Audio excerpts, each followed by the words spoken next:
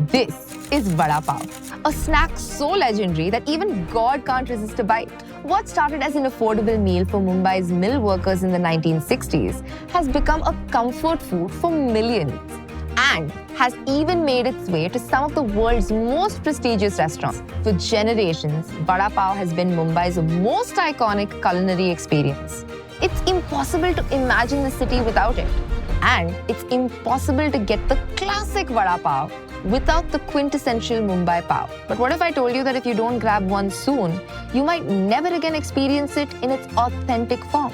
In this episode, we dive deep into the story of Mumbai's Pao, the century-old wood-fired ovens, and the climate-driven policy that could forever alter its iconic taste. I'm your host, Lavanya, and this is The Climate Brief.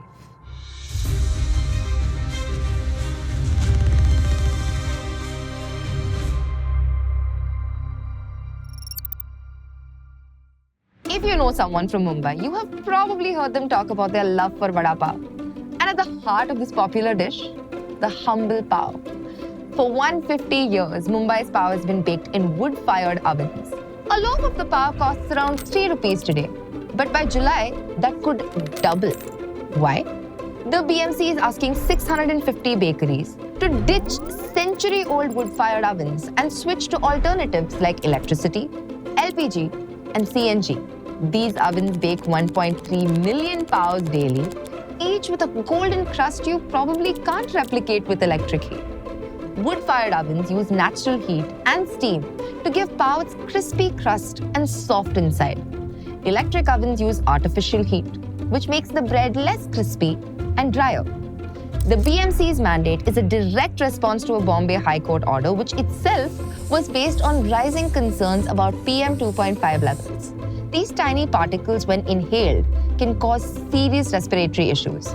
And bakeries, while not the largest contributors, are still a significant source, accounting for about 3.5% of the city's particulate matter. Now, many of these bakeries are older than 50 years, and they've relied on traditional wood-fired ovens for generations. The issue isn't just about changing the fuel. It's about altering the entire baking process. Traditional dome-shaped ovens spanning about 150 square feet aren't designed for electric conversions.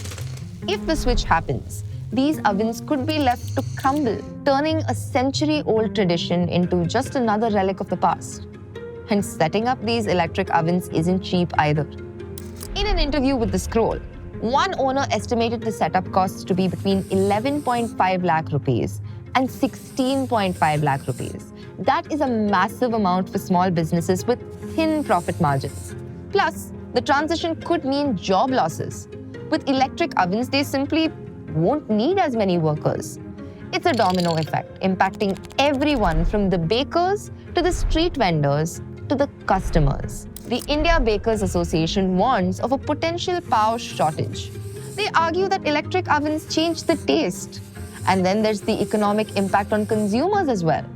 These bakeries run on razor-thin margins, selling pao for as little as 3 rupees a loaf. But with the shift to costlier electric and gas ovens, prices could shoot up to 5 rupees or more. In Mumbai, that's a big deal for many who depend on the Vada Pao almost as a daily staple. Street vendors who rely on cheap pao for Vada Pao, misal pao, and even regular meals fear that higher costs could drive away customers. But are bakeries really that big of a problem when it comes to air pollution? Studies point out that road dust caused by vehicular pollution is the real monster, accounting for 72% of the city's pollution. Construction activities account for another 8%, and the burning of garbage accounts for 4%. Experts call bakeries low-hanging fruit, since they're just 3.5% of Mumbai's pollution. But they also say small fixes matter. Unlike mega sectors like construction or transport, transitioning 650 bakeries is fast and cheap. Think of it as a band-aid while surgery on bigger polluters happens. And here's why urgency matters. Bakeries cluster in dense neighborhoods. Their smoke doesn't drift, it chokes.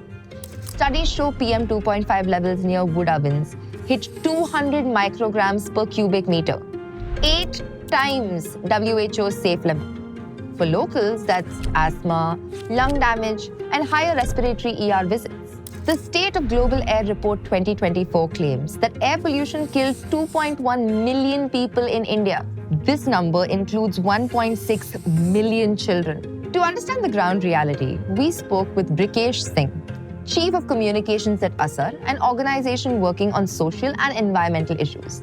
Here's what he had to say.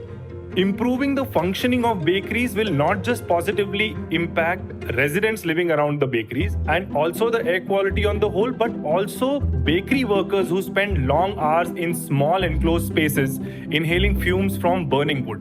The rising cost of conventional firewood forces many bakery owners to rely on cheaper, more polluting alternatives like scrap wood, further worsening the air that workers in these bakeries breathe. Just as public transport is moving towards electric alternatives, bakeries can lead the transition to cleaner energy, provided the government steps in to make it a just transition. To facilitate this transition, government incentives and structured support are essential.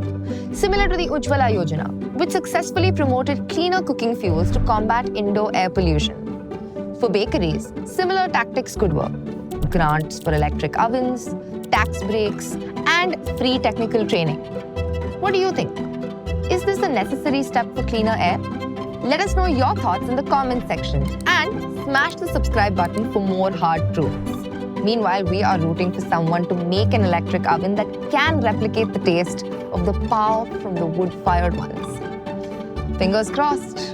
This is the Climate Brief. Stay sharp, stay curious.